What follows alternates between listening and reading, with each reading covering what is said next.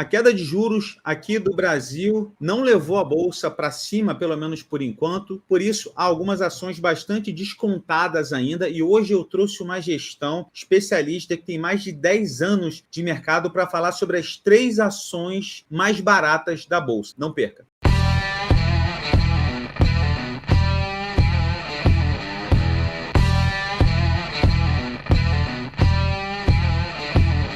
Seja bem-vindo ao canal da Carteira Z, é um prazer ter a sua audiência aqui conosco. Hoje chamamos aqui a gestora Vokin Aconcagua para falar um pouco sobre assimetrias da Bolsa de Valores, um pouco sobre a liquidez do fundo. Vai ser um bate-papo bem interessante. Eu queria pedir para você se inscrever no canal, curtir, compartilhar esse vídeo para que a gente possa trazer mais gestoras aqui de qualidade no canal da Carteira Z. Então, Lucas, que é o analista, o Guilherme, que é o RI da gestora, sejam muito bem-vindos ao canal da Carteira Z mais uma vez. Já fizemos algumas lives aqui e o pessoal gostou bastante do Racional, uma gestora bem tradicional, Value Investing, né, que vê muito valor das empresas, né, não tem aquela coisa de ficar tradando o tempo todo. Eu acho que é um DNA bem legal para o investidor pensar na possibilidade de inserir no portfólio fundos, né, e empresas também, desse contexto, e eu queria chamar já o Guilherme para explicar para a gente, primeiramente, sobre a gestora, né? Muita gente está chegando de paraquedas aqui, não viu os outros vídeos que a gente fez, que eu vou pedir para o Caio colocar, mas fala em 1 minutinho, 2 minutinhos sobre a Vokin para a galera. Guilherme, boa tarde. Boa tarde, obrigado, Zatar. Bom, o que a gente faz aqui, né, uma asset que procura aí achar valores descontados das empresas em bolsa, né? E como é que a gente faz isso? Através de um processo aqui que tem 6 etapas, e consiste basicamente o que você falou aqui logo na largada, né? Achar empresas descontadas perante a nossa análise aqui de balanços e de valor intrinsecamente da empresa, né? Então, em resumo, né, assim, bem tentando ser didático, a gente tenta achar empresas aí que estejam negociadas a R$70, né, e que vale 100. E como o mercado todo dia dá a oportunidade de a gente estar observando e tem essas cotações que variam, né? A empresa está lá, a indústria está lá, vendendo, está tendo sua receita, ela não segue a mesma oscilação de mercado, né? Então, a gente tenta observar dentro do mercado essas oscilações e achar empresas descontadas, né, perante o mercado. E aí a gente faz isso basicamente aí olhando um processo de 6 etapas, né? Que aí a gente, obviamente, não consegue resumir aqui, a gente até fez live contigo, né? Explicou o processo, é um processo longo, mas o resumo é esse, né? Perfeito. São quantos na equipe hoje, Guilherme? Hoje nós somos 16 sócios, 2 colaboradores, temos 18 aqui no total, né? A gente atingiu já o número máximo aí, digamos assim, de colaboradores, dado o nosso tamanho, né? A gente pode ir até, com a nossa estratégia, 2 bi, a gente está hoje com 1 bi e 100 aproximado, né? Então, estamos dimensionados aí para ir até 2 bi, né? Aproximado. Perfeito, com a mesma estratégia de hoje. Com a mesma estratégia, mesma equipe.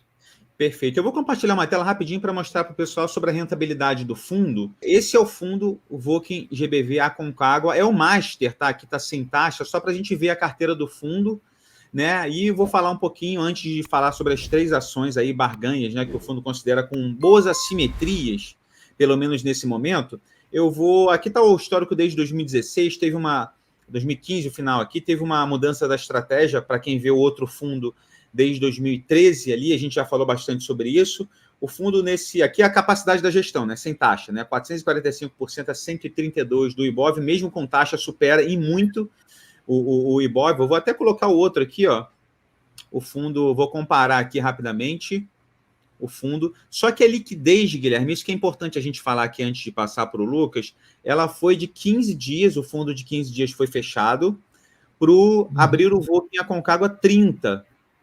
Perfeito. Então, eu queria que você explicasse, olha só aqui, galera, o pessoal aqui, é importante ver esse contexto aqui, ó, o pessoal que investiu em 2016, inclusive o Vokin é uma gestora do Rio Grande do Sul, né, de Porto Alegre, muita gente investe só em fundos lá de São Paulo, né, até aqui do Rio de Janeiro, a maioria está em São Paulo e aqui no Rio, e aqui o fundo rendeu 352% a 132 do Ibov ali, né, muito mais do que quase o triplo ali, um pouco menos que o triplo do Ibovespa no período, e por isso que eu disse, né, saiu em vários rankings aí de melhores fundos. Guilherme, fala um pouco dessa liquidez, por que foi de 15 para 30 dias, se o investidor ele deve se preocupar, tem muita gente que fala assim, caramba, fechou o fundo, não posso mais investir. Explica um pouco sobre essa dinâmica para a gente.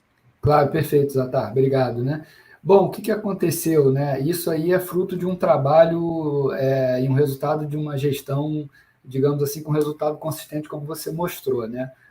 Um fundo, quando a gente precisa esticar o prazo, a gente costuma dizer que isso é um problema bom. O que aconteceu?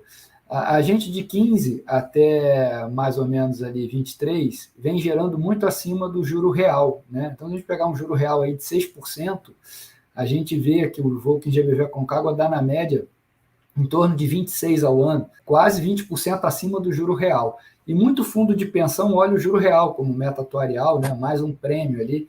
Então a gente supera muito esse prêmio, e aí é de 20 até mais ou menos 23, a gente veio captando muito de institucional. Então o que aconteceu? A gente passou a ter um problema bom. O que é esse problema e o que é um problema bom? Todo mundo fala assim, não, problema é problema, problema é problema, né? Não tem problema bom. Nesse caso é um problema bom, né?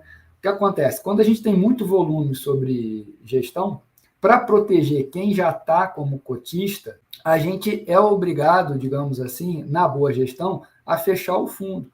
Por quê? Porque se a gente deixa aberto um resgate, pode ser que impacte todos os outros cotistas, por necessidade de pagar aquele cotista, né? Então, para proteger todo mundo, a gente estica esse prazo. E o que define esse esticar prazo, né? É o nosso tamanho de posição perante o mercado, né, daquela empresa. Então, a grosso modo, né, vou usar aqui grandes números. Vamos supor que a liquidez de uma empresa, né, seja negociada aí com uma média mais ou menos de 10 milhões ao dia, né? Então, tem uma empresa que é uma liquidez relativamente pequena, 10 milhões ao dia. Tá? Mas é uma empresa 10 milhões ao dia negociada. Se a gente tem uma posição, nosso fundo, o GBV Aconcagua, esse que o Zatar comentou, ele fechou com mais ou menos ali 700 milhões. Né? Então, se a gente pegar 700 milhões, 1% de 700 milhões dá 7 milhões. Então, se a gente tem 1% do nosso fundo nessa empresa, a gente, se for comparar ali, já dá quase 70% do volume, como eu comentei 10 milhões como exemplo aqui, já dá 70% do volume diário, né, dessa empresa. Então, se por algum motivo eu tiver um resgate e não tiver bem calibrado o lado do ativo e passivo, eu preciso vender para poder pagar o cotista. Então, para proteger, tem essa gestão. Agora, um ponto importante sobre a Volkswagen. O nosso passivo, ele é bastante alongado. A gente não tem esse tipo de situação em que o cotista tira imediatamente. A gente conhece bem aqui a base, né? Nós somos oriundos de um family, então por muito tempo parte do passivo era aqui Family and Friends, e hoje é Family and Friends mais fundos de pensão, que costumam ter uma gestão de 5, 6 anos para mais, né? Então a gente tem um passivo muito bem dimensionado, mas mesmo isso a gente não deve levar em consideração. A gente tem que fazer cenários onde a gente pode ter resgate. Então, em função disso, a gente tem que alongar o prazo para poder, se eventualmente tiver resgate grande, vender e não machucar o preço do ativo, né? Tem vários exemplos aí de fundos que perderam rentabilidade por conta dessa má gestão de ativo e passivo. Então, o que a gente fez? A gente fechou o 15, abriu o 30 já está aberto há mais tempo, há 1 ano e meio, há 1 ano, a gente já estava prevendo esse movimento, a gente captou esse ano na estratégia 300 milhões, então a gente fechou o 15, o 30 está aberto e compra cotas do mesmo master, que foi o que você mostrou aqui. É o mesmo fundo, correlação 100%. O que muda de um para o outro? Um é D15 e o outro é D30. Taxa igual, compra cotas do mesmo master, então ele está comprando o mesmo fundo, a mesma estratégia, só estamos agora protegendo mais por conta do nosso tamanho. A nossa estratégia, né, acabou ficando grande em função das captações que a gente teve. Então, basicamente, esse é o problema bom, né, daqui da Asset. A gente cresceu muito e, obviamente, a gente quer continuar gerando retorno, então precisou alongar o prazo. Né? Deu para entender exatamente. A gente vê, inclusive, gestoras ali com muitos bilhões sob gestão que não tem esse tipo de diligência e acaba que meio que vive de retorno passado, né? Então a gente fica na carteira Z, a gente avalia muito essa coisa de patrimônio muito grande e não preservar a estratégia, não preservar a perspectiva de rentabilidade do fundo. Então isso é muito importante, parabéns por essa decisão ali. Tá? E agora eu queria passar para o Lucas, porque eu vou compartilhar a tela mais uma vez rapidamente para mostrar a carteira do fundo. Aqui, então, tem a composição da carteira do fundo. Se o pessoal clicar no mais retorno aqui e ver todos os ativos do fundo, tá o risquinho aqui em agosto, em julho e junho. Consegue ver de maio, né? As posições mudaram um pouco, como eu falei, mas a gente já consegue ver aqui nas primeiras posições, Suzano com 9% do PL do fundo, 9,84% do PL, depois IOSP com 8,46%, JBS com 8,04%, Carrefour com 7,12%, e ali Banco Estado do Rio Grande do Sul com 6,33%. Então, eu queria passar para o Lucas para comentar sobre a carteira do fundo, né, o que mudou de lá para cá, e quais as assimetrias que você enxerga ali melhores aqui nesse período, Lucas. Perfeito, Zatar. Vou comentar então sobre algumas das nossas principais posições. Naturalmente, essa carteira, como a gente fala, né, ela tem 3 meses de atraso na CVM, então a gente teve algumas modificações que são naturais da gestão, na medida que os preços dos ativos caem, eventualmente a gente pode comprar, se a gente mantém a convicção, ou eventualmente ela até aumenta, e algumas posições naturalmente vão se aproximando do nosso target, a gente vai diminuindo, então há uma mudança natural nesse período. Mas acho que algumas das posições que se mantêm ou até aumentaram, né, acho que vale a gente comentar. No caso é Carrefour, né, ele estava entre as nossas principais posições, a gente aproveitou até as quedas recentes e aumentamos nessa posição. É uma empresa que a gente tem uma visão de longo prazo muito favorável para ela, e nos últimos 10 anos, né, acho que a gente já comentou até em outra live com você, né, o mercado de atacarejo cresce a taxas muito altas, né, a penetração do atacarejo dentro do mercado de supermercados é grande, e por mais que Açaí, Carrefour e outros players de atacarejo, né, cresçam, o mercado cresce ainda mais e suporta que esse crescimento das empresas, de forma que a receita por metro quadrado nunca caiu, diferente de outros segmentos do varejo. A receita por metro quadrado em termos reais sempre cresceu, especificamente nesses últimos 1 ano e meio, ela caiu de forma acentuada. E aí a gente vê, e esse é um dos motivos que explica a queda da ação, né? A gente vê como motivo para isso a desaceleração da inflação, de uma maneira bem acentuada, da inflação de alimentos. Isso acabou prejudicando um pouco a receita nos últimos tempos, e principalmente porque houve uma abertura muito grande acima do histórico nesses dois players, tanto Açaí como Carrefour, né? Inclusive a gente tem posição nas duas empresas, mas uma posição maior no Carrefour, por conta das conversões da operação do Big, né, que foi adquirida pelo Carrefour, e das conversões do Extra Hiper adquiridas pelo Açaí. Então foi um nível de aberturas muito grande.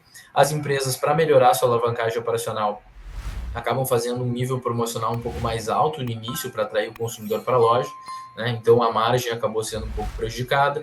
Isso aconteceu no mesmo momento em que teve uma deflação de alimentos, né? O mercado, esse tipo de business opera com um capital de giro negativo em muitos casos, então a própria queda da receita acaba impactando o fluxo de caixa desses business. Então foi um movimento que aconteceu nesse último período, que acabou juntando uma série de fatores que contribuíram negativamente com o resultado. Ambas as empresas, né, Carrefour e Açaí, necessitaram fazer um CAPEX, né, um investimento muito grande para a conversão dessas lojas, num período em que os juros ficou mais alto, então o resultado financeiro começou a pesar. Então a empresa está num momento ruim, mas a perspectiva de longo prazo, na nossa visão, é muito boa, e esse momento ruim ocasionou uma queda excessiva na nossa visão dos preços das ações. O free float dessa empresa é muito concentrado na mão de estrangeiros, não há muitos locais que acompanham de perto na nossa visão, e talvez por isso, por não ter uma cobertura talvez tão profunda, e por esse contexto, a ação acabou caindo bastante e a gente aumentou um pouco a posição. Então essa é uma das ações que a gente considera bem barata, né? Outra posição que a gente tem relevante no fundo e que continua sendo relevante desde esta última carteira disponível é a posição de 3R. A 3R é uma Junior Oil Company, como a gente chama, né? Uma empresa menor dentro do universo de exploração e produção de petróleo, né? Comparado com Petrobras, ela pode ser, talvez os players que podem ser mais diretamente comparáveis a ela sejam a Enalta, a PetroRio. A maior parte dessas empresas, né, só para trazer um contexto, adquiriram poços que eram da Petrobras no momento que a Petrobras fazia desinvestimentos, seus ativos onshore ou offshore que não fossem de águas profundas, né? E diferente dos outros players, eles ainda não conseguiram entregar um resultado operacional tão grande. Eles tiveram uma importante entrada dentro do portfólio, que foi a bacia, o Polo de Potiguar, no Rio Grande do Norte.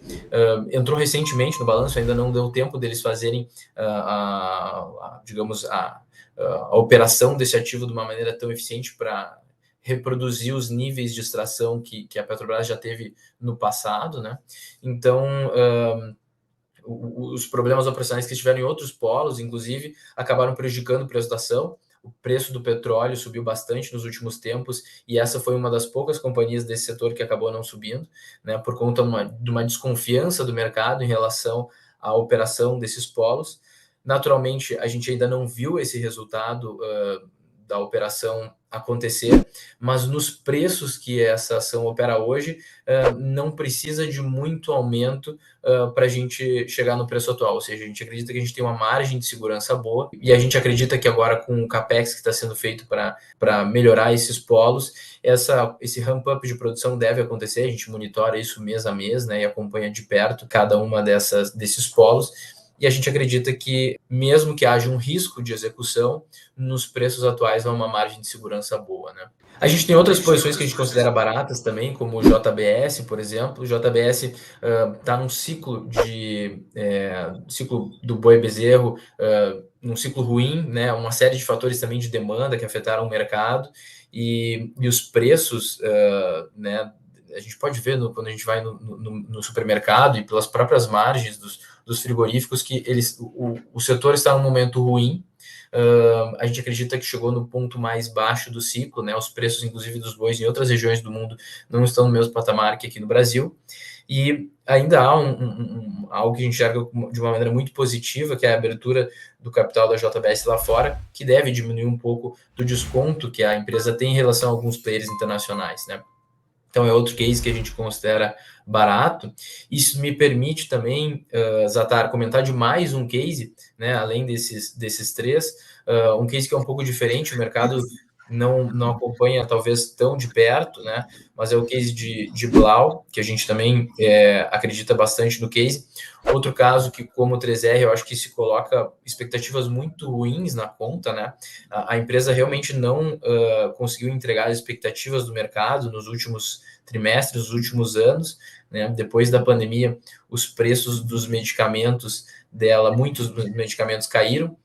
Na pandemia, não que ela vendesse muitos medicamentos para a Covid, mas naquele momento muitas empresas né, produtoras de medicamentos acabaram voltando sua produção para medicamentos da Covid e ela acabou operando com menos concorrência e nos seus outros produtos, né, como heparina, omeprazol, entre outros, ela conseguiu subir o preço. Depois da pandemia, esses medicamentos caíram, talvez numa magnitude um pouco mais do que se esperava.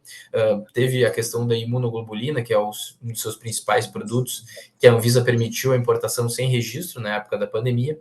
Então, uma série de fatores também conjunturais que acabaram prejudicando o resultado e a expectativa que se criava lá atrás era muito grande. E quando se quebra a expectativa, a gente sabe, o mercado acaba punindo muitas vezes a empresa de maneira demasiada. Então, a gente acha que, nesse caso também, todo o pipeline de produtos que a empresa tem, de medicamentos similares, biosimilares que ela produz e que deve começar a produzir nos próximos anos, todo esse pipeline não é levado em conta na hora de precificação nesse preço que está sendo tradado hoje, né? Então, a gente acha que só com o resultado dos produtos atuais, a empresa já deveria valer mais do que vem sendo negociada hoje. Então, assim como no caso de 3R, que são casos um pouco mais polêmicos, digamos assim, e com receios em relação à execução, a gente acha que muito disso já está na conta.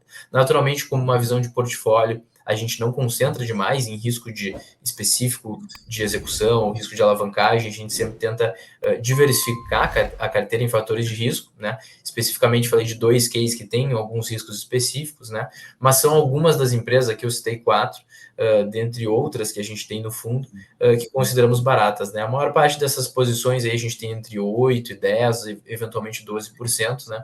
Mas acho que dá para passar um pouco da visão que a gente tem aí em relação ao mercado, Zatar.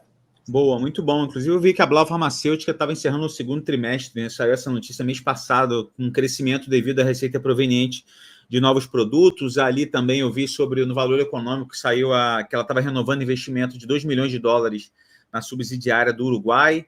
Então, ficou de bônus aí para a galera também a quarta empresa que o fundo gosta ali, né? Que a galera da gestão Vokin gosta, né? No começo do ano estavam falando sobre os planos de expansão para o varejo, né? O CEO da Blau Farmacêutico estava falando sobre isso. Então, é sempre bom saber a percepção da gestão, como é que está o momento da empresa agora. Pô, Lucas, quero agradecer a sua presença, puder deixar as palavras finais para a galera aí. Obrigado, Zatara, um prazer estar aqui. Acho que palavras finais eu tenderia a dizer para quem investe, seja com a gente ou seja no mercado, é ser paciencioso, né? Não tentar ficar tentando operar somente o curto prazo, né? Acho que quem tem uma visão de longo prazo acaba sendo premiado nesse mercado, justamente porque oscila muito, há muitos ruídos, né? Sejam políticos, econômicos, que acabam muitas vezes suplantando uma visão que deveria, na nossa visão, ser a visão principal do investidor, que é o resultado das empresas, né? O que as empresas fazem, qual o seu fluxo de caixa, qual a sua vantagem competitiva, enfim. Então, meu recado seria para ter uma visão de longo prazo, ser paciencioso para no longo prazo trazer mais retorno para suas carteiras.